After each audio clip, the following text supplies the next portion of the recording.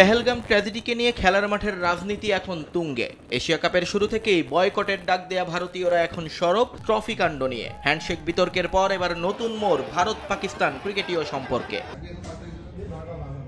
Final জিতেও Mohsin নাকভির হাত থেকে trophy নিতে অস্বীকৃতি টিম ইন্ডিয়ার। ফলাফল সূর্যকুমারদের জন্য নির্দিষ্ট সময় অপেক্ষার পর ট্রফি আর মেডেল নিয়েই চলে যান এসিসি প্রেসিডেন্ট, যিনি একাধারে আবার পাকিস্তানের স্বরাষ্ট্রমন্ত্রী। ভারতীয়দের দাবি তাই ক্রিকেটারদের সঙ্গেই যেখানে হাত মেলায়নি গম্ভীর শিষ্যরা, সেখানে একজন রাজনীতিবিদদের কাছ থেকে শিরোপা নেয়ার তো প্রশ্নই আসে না। তবে ট্রফি নিয়ে নাকভির এই চলে যাওয়া হজম করতে পারছে না বিসিসিআই।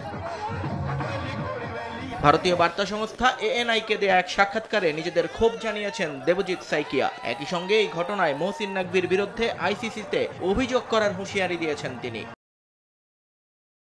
আমরা একটি দেশের সঙ্গে যুদ্ধে আছি, সেই দেশের একজন নেতার কাছ থেকে ছেলেরা ট্রফি নেয়নি, এটা তো স্বাভাবিক। তার মানে এই নয় যে ওই ভদ্রলোক সব ট্রফি আর মেডেল নিয়ে হোটেলে চলে যাবেন, এটা অপ্রত্যাশিত। আমরা আশা করব দ্রুত এই ট্রফি এবং মেডেলগুলো ভারতে পাঠানো হবে। আমরা এ ঘটনায় বিব্রত বোধ করছি। নভেম্বরে আইসিসি বৈঠকে এসিসি চেয়ারম্যানের বিরুদ্ধে আমরা অভিযোগ করব। এই ঘটনার প্রতিবাদ হতেই হবে।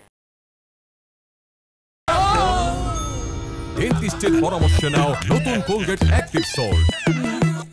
এর আগেই অবশ্য আগুনে ঘি ঢালেন ভারতীয় প্রধানমন্ত্রী নরেন্দ্র মোদী। পাকিস্তানের বিপক্ষে ইন্ডিয়ার জয়ের কিছুক্ষণের মধ্যেই একটি টুইট করেন এই রাজনৈতিক নেতা। সেখানে ভারত দলকে অভিনন্দন জানান তিনি। পাশাপাশি পেহেলগাম ট্র্যাজেডির জবাবে ভারতের অপারেশন সিঁদুরকে খেলার মাঠেও নিয়ে আসার দাবি করেন তিনি। তবে সেখানেই থেমে থাকেনি এই আলোচনা। খুব দ্রুতই এর জবাব আসে পাকিস্তান থেকে। এশিয়ান ক্রিকেট কাউন্সিলের চেয়ারম্যান এবং পাকিস্তানের স্বরাষ্ট্রমন্ত্রী রিটুইট করেন নরেন্দ্র মোদীকে। সেখানে ভারতের প্রধানমন্ত্রীকে বেশ কড়া ভাষায় কটাক্ষ করেন নাকভি। বলেন, যুদ্ধই যদি তোমাদের গর্বের মাপকাঠি হয়, তাহলে ইতিহাস পাকিস্তানের বিপক্ষে তোমাদের পরাজয়ের কথা লিখে রেখেছে। ক্রিকেট ম্যাচ দিয়ে সে সত্য বদলানো যাবে না। একই সঙ্গে খেলার মাঠে এভাবে রাজনীতিকে টেনে আনায় হতাশাও প্রকাশ করেছেন মহসিন নাকভি। নিয়ন মুহাইমিন, সময় সংবাদ।